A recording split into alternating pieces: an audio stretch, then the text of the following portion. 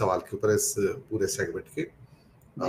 उससे पहले मैं बता दूं कि भारत में 2 प्रधानमंत्री ऐसे रहे हैं जो, नेहरू जी 17 साल प्रधानमंत्री रहे हैं, इंदिरा गांधी 14 साल रही है, लेकिन नेहरू जी के पहले 5 साल एज ए कांग्रेस के प्रधानमंत्री के तौर पर नहीं है, वो नेशनल गवर्नमेंट के तौर पर प्रधानमंत्री के तौर पर है।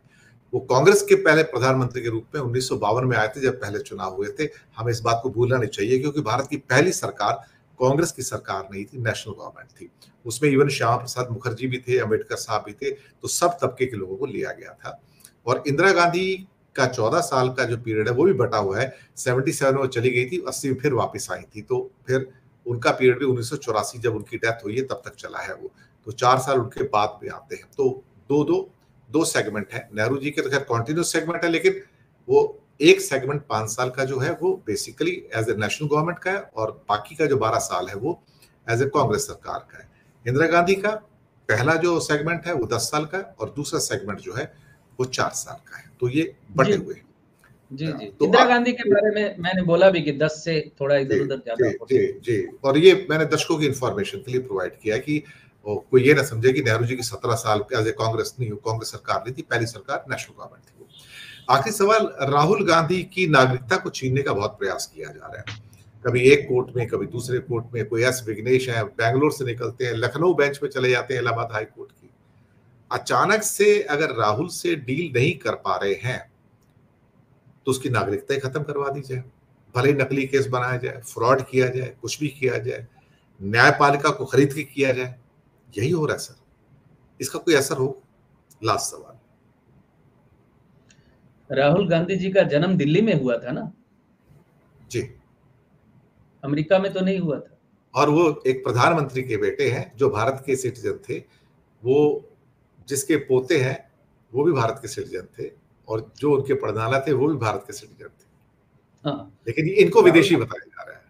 राहुल गांधी जी का जन्म दिल्ली में ही हुआ है ना सर जी। जिस व्यक्ति का जन्म रिकॉर्ड यहाँ भारतवर्ष के रजिस्टर में दर्ज है, उसे आप विदेशी कैसे साबित कर सकते हैं? कानूनी तौर पे ये जायज नहीं हो पाएगा। और यहाँ ज्योतिषी आकलन के तौर पे मैं आपको बता दूं, दोबारा पहले बता चुका हूं, दोबारा बता रहा हूं, अभी इस वक्त शनि की अंतर्दशा उनकी जब तक चल रही है, उनकी बढ़ती हुई लोकप्रियता, उनकी बढ़ती हुई शक्ति, उनके बढ़ते हुए कदम रोक नहीं पाएगा कोई, जब तक शनि की अंतर्दशा फिलहाल है। और काफी होती है, 2.5 साल होती है शनि की अंतर्दशा। हालांकि कहें तो देश के लिए किसी व्यक्ति की 2.5 साल की अंतर्दशा कोई मायने नहीं रखती, लेकिन राजनीति में कभी कभी 1 महीना भी मायने रख जाता है।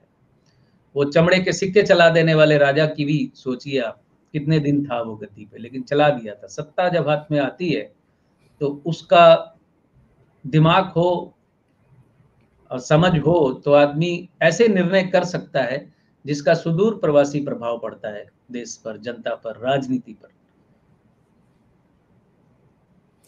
तो आपके हिसाब से राहुल की नागरिकता को कोई खतरा नहीं है, ये सिर्फ एक हम्बक है, एक किस्म से एक फूटा हुआ गुब्बारा फिर से हवा भरने की कोशिश की जा रही है कि कैसे भी करके राहुल का प्रभाव कम किया जाए। लेकिन जब सितारे मजबूत होते हैं तो फिर मुद्दई लाख बुरा चाहे तो क्या होता है, वही होता है जो मंजूरे खुदा होता है। ये मुझे शेर भी याद आ गया इसके ऊपर।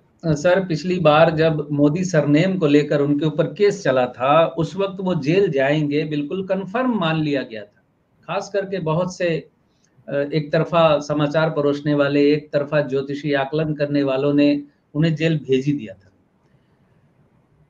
मेरा वीडियो चैनल पे पड़ा हुआ है, उस वक्त मैं आपसे नहीं जुड़ा था। उस वक्त जुड़ा होता तो बहुत अच्छा होता, क्योंकि आपके चैनल पे वो वीडियो होता तो वो ज्यादा बड़ा सिग्नेचर होता मेरे लिए।